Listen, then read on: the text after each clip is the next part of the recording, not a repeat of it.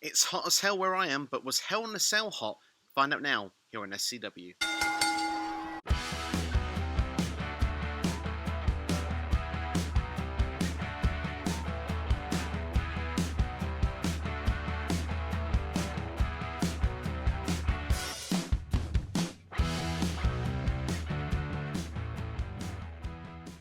So, Hell in a Cell is in the books, and to start things off, just before we go in match by match, I thought it was quite a bland pay-per-view. I didn't think there was too much really of noteworthiness and excitement, but I'm going to break it down as best as I can and try and give you what I got from out of this show. We started off with Natalya defeating Mandy Rose on the kickoff match with the sharpshooter as well. I quite like the story of the match between these two. The idea of, the veteran of Natalya, and of course with Tamina, of course as the women's tag team champions, against the up-and-comers. Are they just the models, or can they prove themselves to the veterans with Mandy Rose and Dana Brooke? They had that story going pretty well in the match. The problem is that the faces are the veterans and the heels are, well, the ones trying to prove themselves, gain that respect. And when you've got Byron Saxton on the side of Mandy Rose and Dana Brooke and Corey Graves on the side of the tag team champions, it throws a bit of a weird dynamic of who is babyface and who is heel.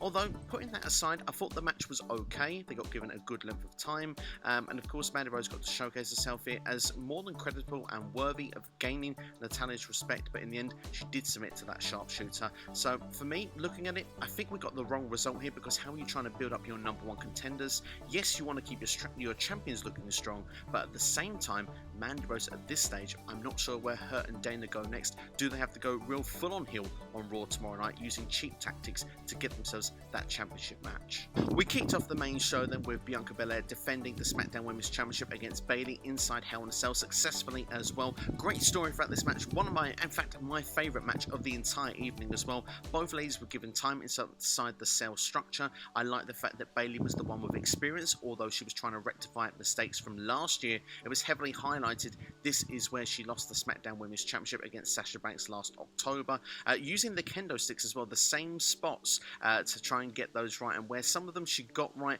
she did get one of those spots wrong again, where she was actually used as a spine buster to go through those kendo sticks on the floor. I love the fact the use as well of Bianca Belair's hair throughout the match there. Bayley trying to use it to her advantage, tying it towards the steel chair at one point, also to the ring rope as well, with mixed results also. Bianca Belair on her comeback used the hair herself to tie it towards Bayley to then give her a pure beating. As we go towards the finish of the match, Bianca Belair picking up the victory with the KOD on top of a ladder, which looked a brutal looking spot, but a very good, solid, strong opener. And I think from this, Bianca Belair now can move her attention towards SummerSlam, perhaps where she'll face Sasha Banks, or maybe that will be a Money in the Bank, because Sasha is expected back when fans return on that SmackDown Go Home show. Will there be video packages hyping up Sasha Banks, to halt Bianca Belair on the road to Money in the Bank?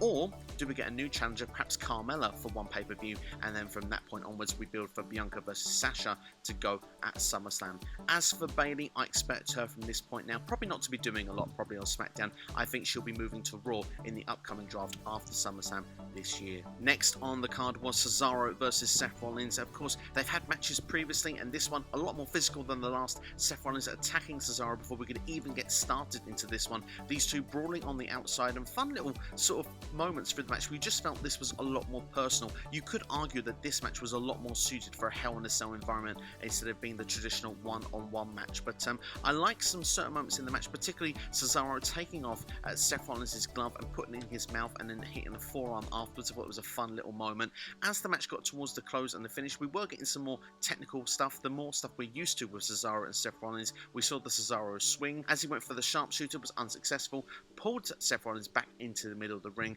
but as he went to go and perhaps put the sharpshooter on again, maybe he was going for another swing, and he was actually rolled over by Seth Rollins, and the momentum got a free count. You could see the surprise in Seth Rollins' face that he managed to get one up on Cesaro, and Cesaro looking very disappointed at the end of the match. Not as good as their previous encounters, but certainly it offered something different, so I will say that that was definitely a plus sign from this.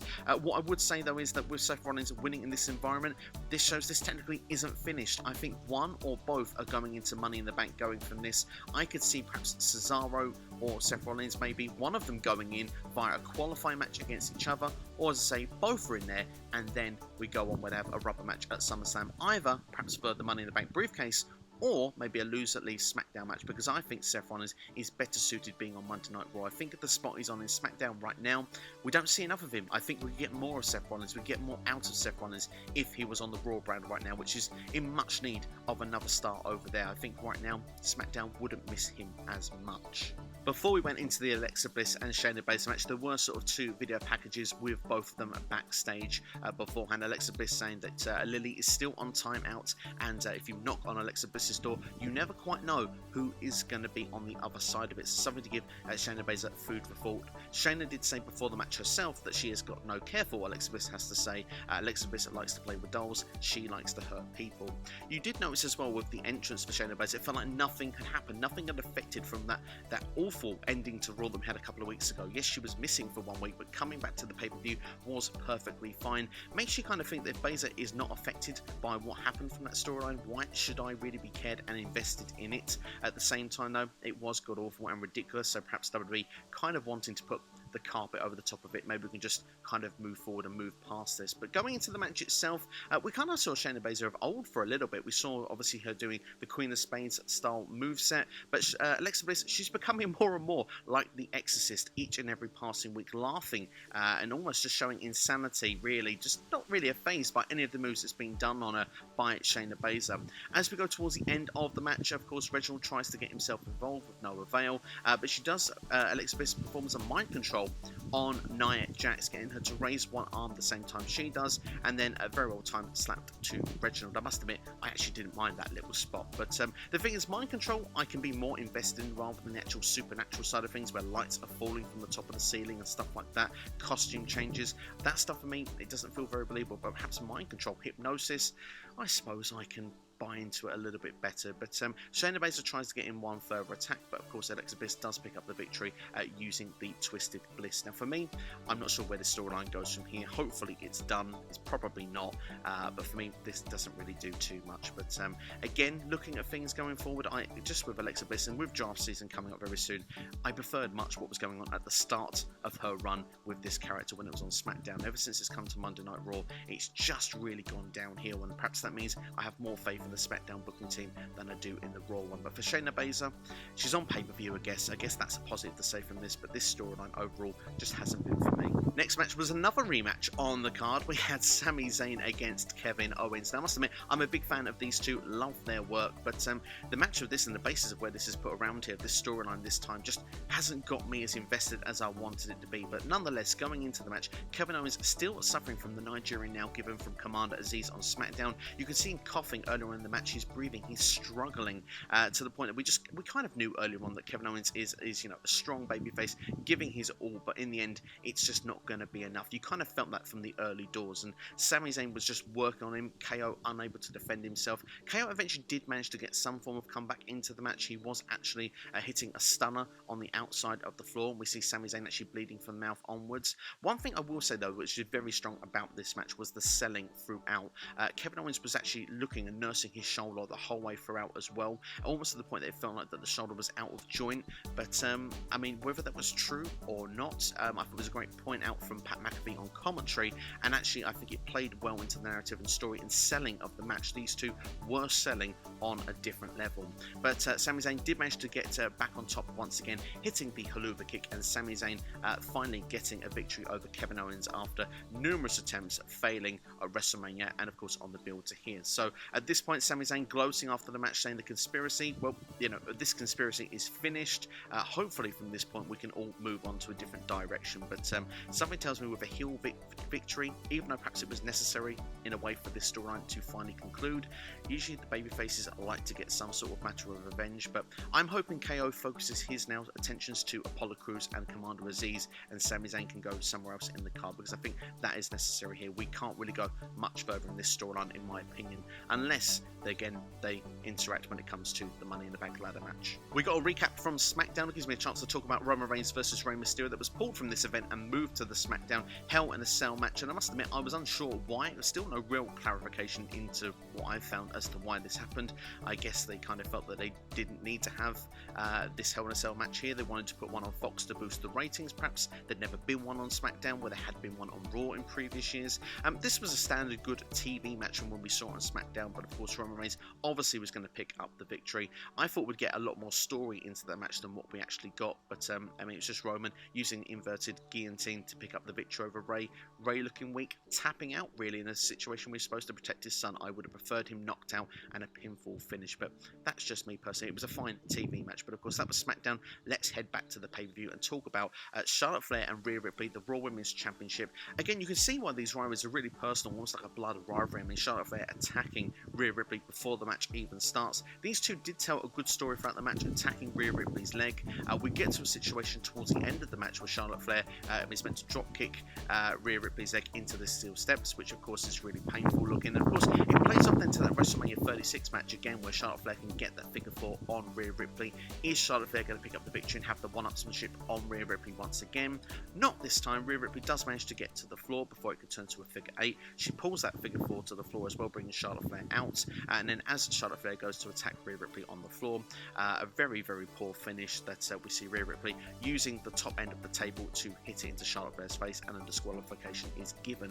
Really disappointing, because this is done in loads of matches and we see people go through tables and we don't see a disqualification, so this really made no sense. And of course, this is to drag this over to another pay-per-view, another month, but the fact that this story has not featured anything to do with Rhea Ripley needing to get her win back over Charlotte Flair from a year and a half ago is mind-baffling. The fact as well the video package didn't even feature much to do with Nikki Cross on the build to this is also mind-baffling. It just feels like we are stalling for time. The product and this storyline, unfortunately, is very stale. It's to the point where I turn around and say that I'm a big fan of both performers, but for some reason, WWE has made me not care about this match whatsoever, which is a really dangerous thing, as we're going to probably drag it over to another pay-per-view. Main event time then, and it was the WWE Championship inside Hell in a Cell. Bobby Lashley taking on Drew McIntyre, and this one was violent. It's what you'd expect from a Hell in a Cell. A lot of brutality on the outside of the floor. We're seeing like the white noise from Drew McIntyre on Lashley onto the one part of the steel steps. We're seeing the other part of the steps being thrown into Drew McIntyre's face into the cell. We're seeing tables, we're seeing chairs, kendo sticks. A very, very violent match. So for that, I want to give kudos for both performers for putting their bodies through so much during this match. As we get towards the end and the finish of the match, the referee takes a bump, which I think is always clever if you want to get someone involved inside the cell. Of course, the second referee had to open the cell to get involved here to try and make a pinfall attempt to give Drew the victory. At this point, MVP has come in and taken the referee out of the ring. Drew then at this point obviously turns his attention to MVP, takes him out of the match. We see at this point then a destructive Lashley trying to put on his full Nelson lock on the outside, then both put through a table. It goes back inside the ring once again, and just when it looks like Drew is going to go for that Claymore, we see that WrestleMania spot once again where he goes for the Claymore, completely misses it. Then we see Bobby Lashley chokeslam Drew McIntyre from the ring apron through a table on the outside. At this point, I'd have liked to see an almighty dominant victory, but instead Drew McIntyre manages to get back on top. Looks like he's going to go for the Claymore once again. MVP is revived, holds onto Drew's foot, and we see from this point, from the distraction, a roll-up victory for Bobby Lashley, which for me is a very disappointing, bland end to the pay-per-view. It's a Hell in a Cell. It should be a violent end. It should have had a big spot to end this. If Drew McIntyre now could not go for the WWE Championship after this, yes, it's good that Lashley won, because it makes a bit of a breather, a bit of a change from the top end of the card, but at the same time, it's very boring, very stale, and when people wanted a return or something to set something up in future, perhaps maybe Jinder Mahal to set up that with him and Drew McIntyre, or more likely Brock Lesnar to set up him and Bobby Lashley for SummerSlam, we got none of that. And of course right now WWE is probably going through the motions. They are waiting for fans to come back. A rumour and report what came out on the weekend that Vince McMahon is aware that the product is currently stale, but holding things back until fans come back, which could mean, unfortunately, we could be in for another few repetitive, recycled weeks on the road to Money in the Bank. So that's pretty much my review. Therefore, to give it a score out of 10, I'm going to go for a 6. I thought the in-ring action was fine. I thought it was decent. I really enjoyed the opener with Bianca Belair and Sasha Banks. I thought some of the matches, perhaps with Kevin Owens and Sami Zayn, Cesaro versus Seth Rollins, those matches were perfectly fine. But I thought the last two matches, the finishes, were extremely weak and really took away from what the show could have been from an alright show to making it a good show. So sadly for me, I'm going to go for a 6 out of 10. But that's my view of the show. What is your view of the show? Let me know in the comments below. I look forward to interacting with you. Please like, share and subscribe. Check out the previous videos as well, including my WWE Invasion 2001 retro review is available on the channel for you right now. I'll be back later in the week with SCW Live answering your questions in the wrestling community. Take care, all the best, enjoy yourselves, and you'll be watching my Hell in a Cell review here on YouTube. Enjoy the weather. I'll see you next time.